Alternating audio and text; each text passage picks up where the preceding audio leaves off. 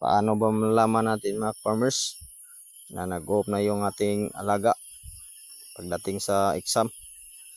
At ano bang magandang solusyon ang gawin natin dito para maibalik yung kanyang kondisyon? Ito na video mga farmers ay base lang po ito sa aking experience kasi marami namang nag-alaga ng manok at may kanya-kanya din tayong solusyon kapag may nakita tayong hindi maganda sa ating alagang manok mga farmers. Ito ay unang makita mga farmers kapag nag-off na yung ating alaga. Pag hinawakan natin yung paa ay sobrang init mga farmers at yung kanilang muka sobrang init din. Yan ang palatandaan na nag-off na yung ating alaga. At ano yung dapat nating gawin ng solusyon yan mga farmers? Marami tayong pamaraan. Pwede nating basahin o isprehan ng kanilang paa, basahin natin ng tubig at saka yung kanilang muka para maibalik yung kanilang kondisyon.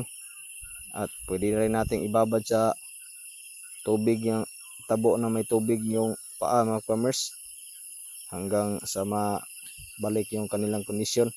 At saka pwede rin tayong gumamit ng yelo at haluan natin ng tubig para mas madali yung bumalik yung kanilang kondisyon. At saka basahin natin yung mukha. Wag nating isama yung kanilang balahibo mga farmers kasi yan ang nadala ng kanilang moisture. Yan natin malalaman kung okay ang moisture sa kanilang balahibo mga farmers kapag binasa natin yan. Posibleng mabigat sa kanilang dalaw yung binabasa natin yung balahibo mga farmers.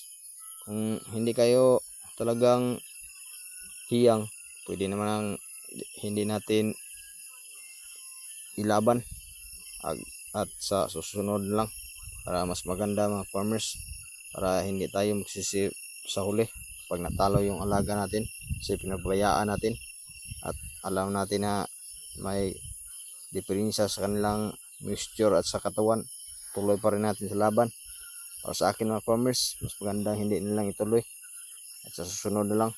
So yan ang mga solusyon mga farmers.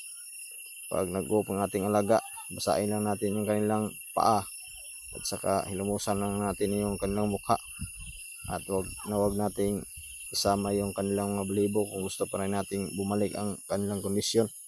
Yan lang muna ang video natin ngayon mga farmers, maikli lang. At maraming salamat sa panonood at sana may nakukuha kayong kunting idea sa ating video kahit hindi naman kagandahan.